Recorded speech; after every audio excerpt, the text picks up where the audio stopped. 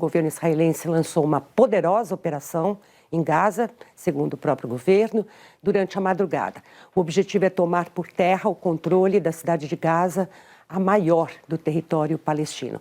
Quem está acompanhando é a Nathalie Reynoso, direto de Londres. Muito bom dia. Isso acontece logo depois da visita do chefe do Departamento de Estado, Marco Rubio, a Israel, né?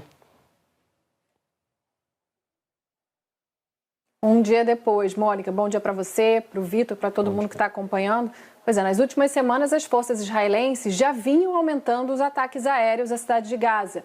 Agora afirmam que começou a ofensiva terrestre.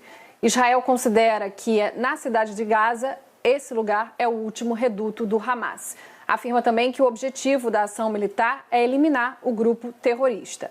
Durante a noite, ataques aéreos teriam sido lançados à cidade de Gaza e, em seguida, as tropas avançaram pela região. O ministro da Defesa israelense, o Israel Katz, publicou numa rede social que Gaza está em chamas. Segundo ele, as forças de defesa de Israel estão atacando com punho de ferro a infraestrutura terrorista. E os soldados estão lutando bravamente para criar as condições para a libertação dos reféns e derrotar o Hamas. O post ainda diz assim: não vamos ceder nem recuar até que a missão seja concluída. Foi no mês passado, a gente lembra aqui, no dia 8 de agosto, que o Gabinete de Segurança de Israel, presidido pelo primeiro-ministro Benjamin Netanyahu, aprovou um plano para ocupar a cidade de Gaza. O grupo votou para adotar o que chamou de 5 princípios para o fim da guerra. São eles: o desarmamento do Hamas, o retorno de todos os reféns vivos e mortos, a desmilitarização de Gaza, o controle de segurança israelense em Gaza e o estabelecimento de uma administração civil que não seja nem o Hamas, nem a autoridade palestina. E agora essa ofensiva por terra na cidade de Gaza começa, como dissemos aqui, um dia depois da reunião entre o secretário de Estado dos Estados Unidos, Marco Rubio, e Netanyahu. Ao deixar Israel, Rubio disse que a janela para que um acordo sobre Gaza possa acontecer ainda é muito curta. E numa atualização agora de manhã, uma comissão da ONU concluiu que Israel cometeu genocídio contra palestinos em Gaza. O relatório identificou 4 dos 5 requisitos definidos pelo direito internacional. O Ministério das Relações Exteriores de Israel já respondeu e disse que rejeita categoricamente o relatório, que afirmou ser distorcido e baseado em falsidades do grupo terrorista Hamas. Mônica e Vitor. Não faz. Obrigado, Nathalie. O Daniel Souza vem com a gente para ajudar a gente a entender uma operação terrestre que agora põe em risco milhares de civis que continuam na cidade de Gaza depois dessa forte ofensiva aérea. E às vésperas, né? A gente está há exatamente uma semana do debate da Assembleia Geral das Nações Unidas, né? Que vai juntar aí muitos representantes de países que vêm manifestando contrariedade a essa ação militar que acontece em Gaza. Daniel, ajuda a gente a compreender um pouco mais por que essa premência nesse momento. Daniel, bom dia. Bom dia, Vitor, Mônica e a todos que nos assistem. Vitor, não há coincidências, né? A gente está falando de uma movimentação de Israel justamente há poucos dias da Assembleia Geral das Nações Unidas, que poderia aí ter avanços importantes na discussão em relação à situação em Gaza. Diante disso, Israel já vinha sinalizando há bastante tempo que iria realizar essa operação por terra. Então, o momento dentro da estratégia do governo do Benjamin Netanyahu me parece bastante oportuno, uma vez que você acaba tentando ali de alguma maneira criar um fato consumado, de alguma maneira você tenta mostrar que você tem controle da situação e que aquelas discussões que iam ser feitas no âmbito da Assembleia Geral das Nações Unidas perdem o efeito, perdem o sentido por conta das evoluções que têm acontecido no terreno.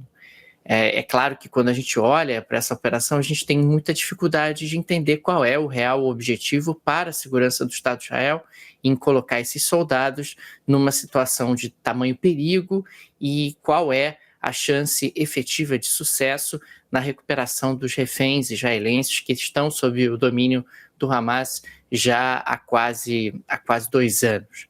E claro que quando a gente olha para a situação do Benjamin Netanyahu, fica tudo mais simples, fica tudo mais claro, Afinal, Benjamin Netanyahu vai alongando a sua guerra e vai conseguindo realmente permanecer no poder e criar, de alguma forma, um elemento mínimo de unidade nacional em torno de si, em torno do seu próprio nome.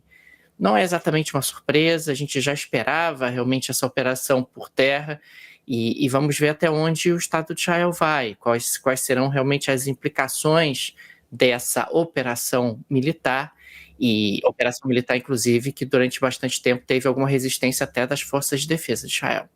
Mas eu te pergunto rapidamente, Daniel, quer dizer, qual é o efeito de uma viagem do Marco Rubio a Israel? O que ele foi fazer lá? Endossar essa operação? Certamente não foi para apaziguar, né? Não tem esse espírito, cessar-fogo, nem coisa assim. Essa palavra não foi mencionada por Marco Rubio. E, ao mesmo tempo, você mencionou a Assembleia das Nações Unidas, o governo Trump não deu os vistos para a representação da autoridade palestina, que não tem nada a ver com o Hamas, né? Está punindo a autoridade palestina por algo que acontece e aconteceu em Gaza. Portanto, os Estados Unidos também não estão afrouxando em nada sua aliança cabal com Israel, né? Pois é, Mônica, a autoridade palestina não tem relação com Gaza, tem relação com a Cisjordânia, mas Israel também tem avançado aí em assentamentos na Cisjordânia, num outro pedaço da sua disputa com os palestinos. E é muito preocupante quando os Estados Unidos começam, de alguma forma, a cercear a entrada de visitantes para a Assembleia Geral das Nações Unidas, uma vez que eles acabam com isso, violando um princípio que os próprios americanos adotaram durante muitas décadas, de permitir que as lideranças fossem à Assembleia Geral, que as lideranças entrassem nos Estados Unidos para ir à ONU. Nós tivemos ao longo dessa história, inclusive, muitos líderes internacionais que eram inimigos dos Estados Unidos, que fizeram discursos duríssimos na Assembleia Geral da ONU, mas os Estados Unidos consideravam que era importante que a ONU fosse preservada como espaço de diálogo entre as mais diferentes lideranças como forma de contribuir para a paz. Quer dizer, quando você coloca líderes num mesmo espaço, a chance de você ter acordos, conversas, acaba sendo muito maior, mesmo que não seja na primeira vez, mesmo que leve bastante tempo. Os americanos sempre seguiram esse princípio e agora eles dão sinais de que não, que as coisas mudaram, que o governo Trump será completamente diferente de todos os outros governos americanos desde o final da Segunda Guerra Mundial em relação a essa questão. Marco Rubio colocou ali o seu apoio a Benjamin Netanyahu, hipotecou o seu apoio a Benjamin Netanyahu. Não me parece que uma operação dessa magnitude e com crescente resistência da comunidade internacional poderia ser feita sem ali um apoio dos americanos, sem de que os Estados Unidos manteriam ali um suporte, mesmo que seja nas mais diferentes áreas, não precisa ser necessariamente na operação militar em si, mas um suporte internacional a Israel. Temos muita coisa nova acontecendo, quer dizer, o governo de Israel ele é diferente de governos anteriores que tentaram ali trabalhar pela criação de estados palestinos.